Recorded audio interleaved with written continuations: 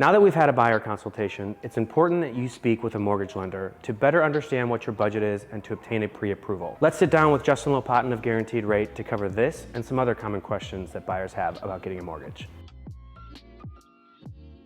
So now that you have finished up your buyer consultation with one of the agents on the Crotty Group, we're going to get you hooked up with a mortgage lender to get the pre-approval process started. Today, I'm joined by Justin Lopatin, aka Justin Lopatin with Guaranteed Rate. Justin, thanks for being here. Absolutely.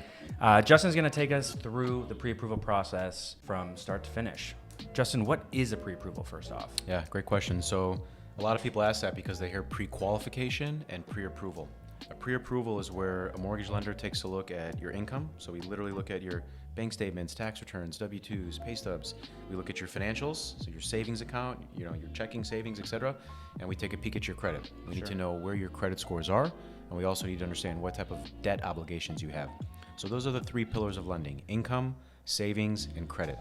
I call those the puzzle pieces. Once we take a look at those puzzle pieces, we can put the puzzle together and identify not only what you qualify for, but a comfortable monthly payment based on your income. Okay. A pre-qualification is where you kind of tell me what you make, you tell me what you have saved, and I do a little back of the napkin math, and I tell you what I think you qualify for.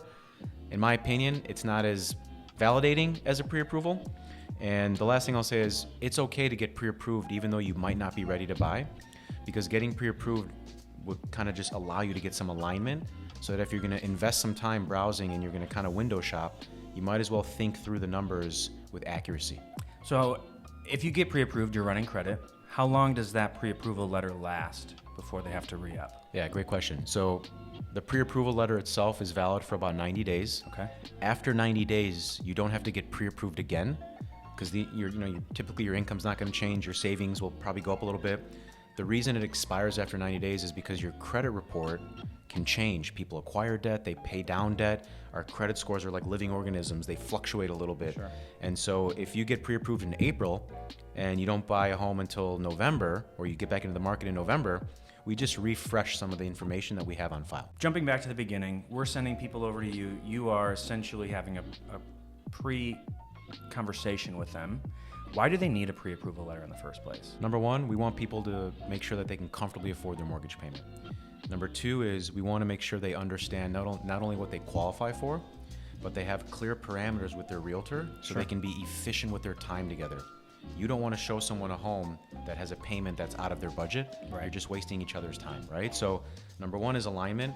Number two is to make sure they can comfortably afford their payments so they feel confident when they find the right property. Number three is education.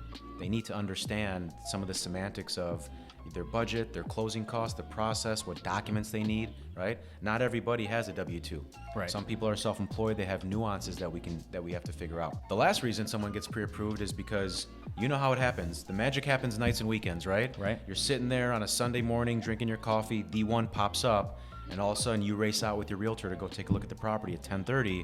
You want to be prepared to make an offer with confidence. We've got to be ready for when that right one pops. So what about timing the market? Obviously, there's not always going to be the perfect time to buy or the perfect time to sell. When do you tell buyers that it's the right time to buy? Yeah, so I get that question every single day. Is it the right time to buy or should I wait? Is the market going to crash? The reality is the market's not going to crash. Over 90% of people have a fixed rate.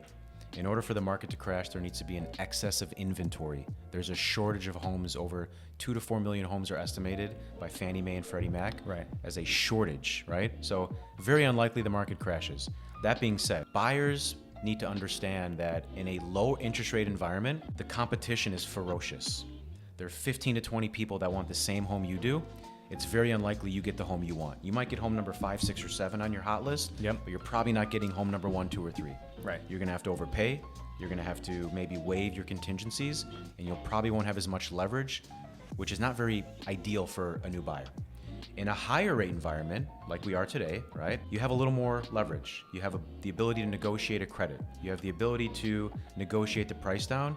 You have the ability to have a standard contract that protects your best interests without giving up risk, without putting more risk, right? So the right time to buy, that being said, is when you feel comfortable about what you can spend every month, when you and your family feel that it's the right time to own a home and it fits into your lifestyle needs. That's a perfect way to put it. I think people try and time the market. They try and get that low rate, but like you said, you're going to overpay if you are in a low rate interest market. What are some last takeaways? What are some of the big things that home buyers need to be thinking about when they get pre-approved? Well, again, they need to make sure that they understand how much money they'll need with down payment and closing costs. Number two is they need to understand what their monthly payment goal is so we can correlate the appropriate price range so they're looking at homes that fit their budget. Number three is they should always inquire what type of incentives or opportunities are available, both in the market itself, which means can I negotiate something, or from a lending standpoint, because there's different grants and programs and opportunities that come and go because they are funded by the city. So there's always a couple extra questions they should be asking in order to just have a full perspective on all the details that come into play. And once you get clarity on all of that, the whole process becomes a lot less stressful. Yeah, when you have high emotion because you don't understand something, you can't make a decision with logic. But when you understand something and you're educated and the numbers are transparent, the emotion comes down, the logic increases, and now you can think with transparency. And like you said, make a better decision with confidence. And if people want to get pre-approved, how do they reach you? Yeah, they can reach out to me via phone, via email. We can drop my contact information here. Getting pre-approved does not cost anything. It does not obligate you or commit you to anything. It is just literally getting on the financial scale, seeing how you weigh in so you can make a better decision and just be more efficient with your time. So now that we've got our buyers pre-approved, we can get them set up on a home search and start looking at homes.